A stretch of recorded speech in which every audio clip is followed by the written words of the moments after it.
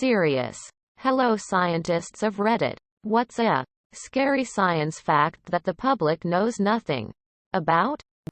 There is a gravitational anomaly in space called the Great Attractor which is pulling everything within the Virgo and Hydra Centaurus superclusters towards it. It lies 150 to 250 million light-years from the Milky Way, which itself is being pulled towards it too. The scary part is that relative to us, this anomaly lies within the same plane as our own galaxy, making it very difficult to observe. Essentially, we have almost no concrete idea of what it is. If your dog swims in a lake after receiving a spot on flea treatment, it absolutely decimates the invertebrate population. A large dog swimming in 8 Olympic swimming pools worth of water soon after treatment will leach enough neurotoxin to kill 50% of the lake's invertebrate population within 48 hours. There's some awareness of this, but it's not being taken seriously enough. Edit. I need to add, when I say after, I mean relatively soon after. Within say a day. To have an effect quite this devastating, the leaching does reduce over the month. But it's still there, and the effect of multiple dogs still allows for a terrible buildup of chemicals.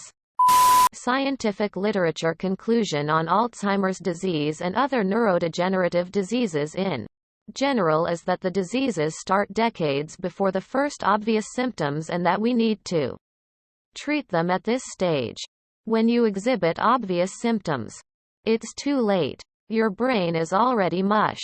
If you get diagnosed with Alzheimer's at 65, you had the disease since your early 40s at least, and you experienced very mild symptoms but didn't notice it, and your brain fought like hell to compensate the deficit. When you get diagnosed, your brain is already very severely damaged and will never recover from the deficit. Cancer geneticist here. Most cases of cancer that are sequenced generally just denote the prognosis or how long a patient has to live, rather than treatment options. People always say, let's cure cancer. However, this simplifies cancer as though it is only one disease. It's far more complicated than that. I studied at one of the largest cancer hospitals in the world where the motto is to make cancer history. But the only obtainable goal is to make it chronic. We study and research as much as possible, but every cancer requires different research. And unfortunately, the powers that be often prohibit funding and proficient research. It's work I am passionate about, but also a broken system that is infuriating to work in. Most of the faults that are capable of causing large earthquakes have never been mapped. The entire explosive output from Little Boy, the nuclear bomb dropped on Hiroshima, came from just over half a gram of matter being converted into energy. The mass of a butterfly exploding with the force of 15,000 tons of TNT. In the UK, about 17% of people have fetal alcohol syndrome. Maguire et al. 1992. As much as 17% of us are developmentally disabled simply because, prior to the late 90s, a large proportion of British mothers drank during pregnancy. 41%. Thankfully, the prevalence rate has been falling fast since the late 90s when all this research was published. But it's terrifying to see how much of an effect FASD is having on society. Small asteroids are hard to detect, but can still cause massive damage to towns. Prions. Misfolded proteins that cause a cascade of protein misfoldings that lead to amyloid plaque buildups, resulting in uncontrollable neurodegeneration that is fatal in 100% of cases within 2 years. There is no cure. We don't understand what causes it. We don't understand the mechanism of the misfolding cascade. We don't even fully understand the structure of the misfolded proteins. It could in theory happen to anyone, at any time. And there's no way to tell until you start showing symptoms. at which point you might have 18 months to live. If you're lucky. The last 6 of which will be intensely unpleasant. Some forms of anesthesia don't numb you to pain, they make you forget that you felt it. There were once sea scorpions the size of a great white shark. Everyone knows about scurvy. But the reason it's so terrifying is usually less known. You see, scar tissue is not permanent. The process to build and maintain scar tissue is constantly ongoing. When you become vitamin C deficient, your scar tissue starts being reabsorbed by your body, opening up any and all old wounds. If you have ever had surgery, those internal incisions will open back up. Fortunately, it doesn't take a lot of vitamin C and it's abundant in our food sources. But it's still a little creepy that you could just start falling apart without it. Edit. FYI, too much vitamin C can lead to stomach cancer. Vitamin C is basically citric acid. So eating a ton of acid regularly is bad. https www.vox.com/2015/1/15/7547741/vitamin-c-myth-pauling edit 2. Citric acid is not vitamin C, but is closely related, and is actually ascorbic acid. https www.fujicate.com/community/post. What's the difference between citric acid, ascorbic acid and vitamin C %3F? 55F17122B81E3CCE7-462BAB4E18ED0BE3. We don't fully know how general anesthesia works. Despite what advertising tells you, it's really hard to claim that something is scientifically proven. Why? Proving causality is complicated and expensive. We keep our dangerous bacteria species in a college campus fridge, protected by one single lock, with one power cord.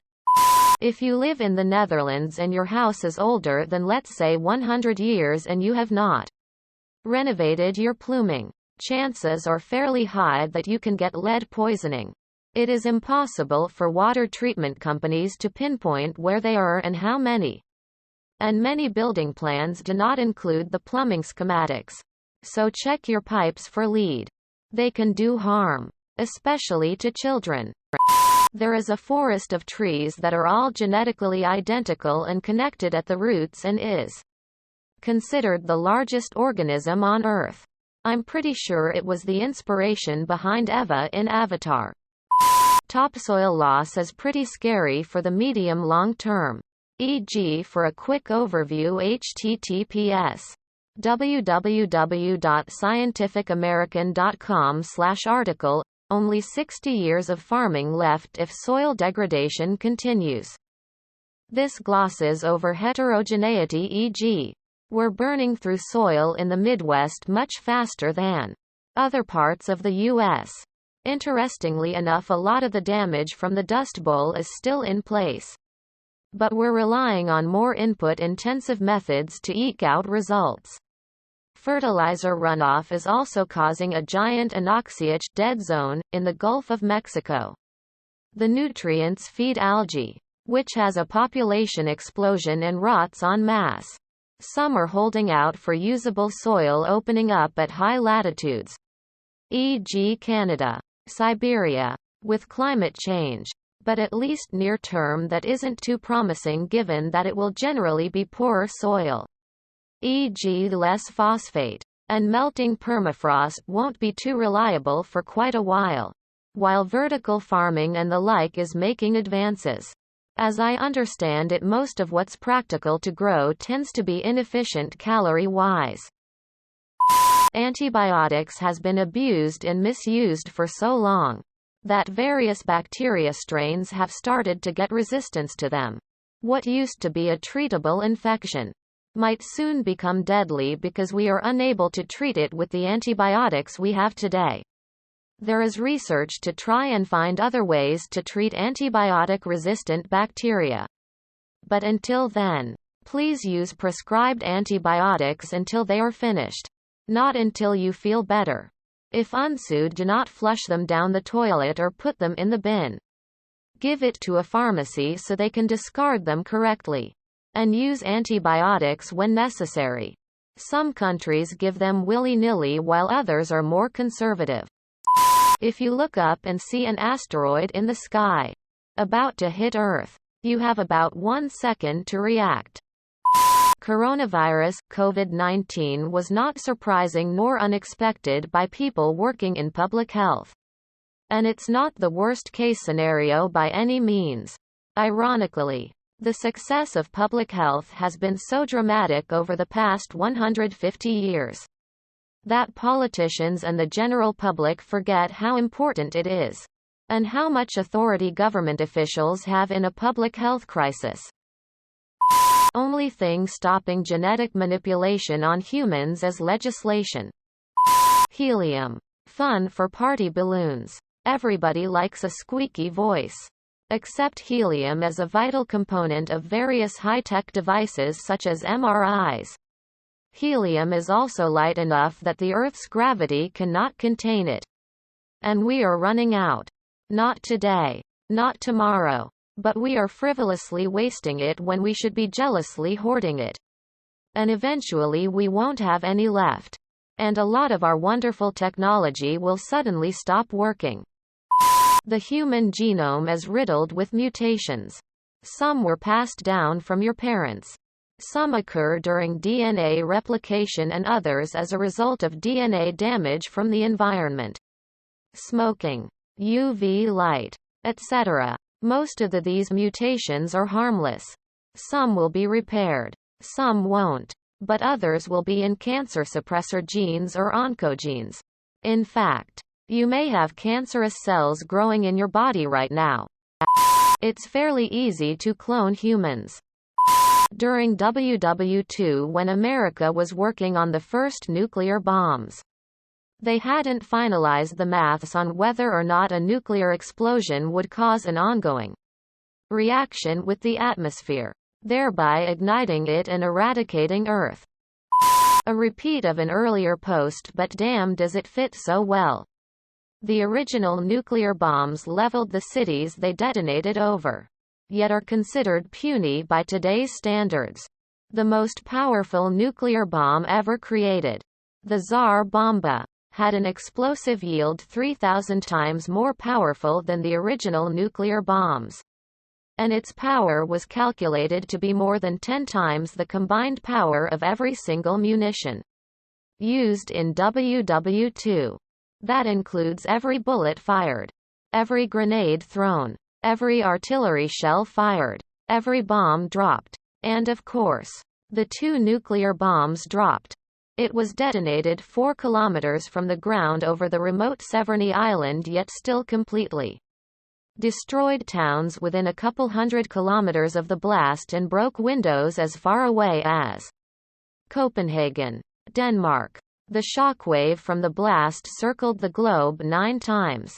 The plane that dropped it was given a 50-50 chance of survival. Yet, the bomb was originally designed to be twice as powerful. Edited to add further clarification. Edit 2. Thanks for all the upvotes, folks.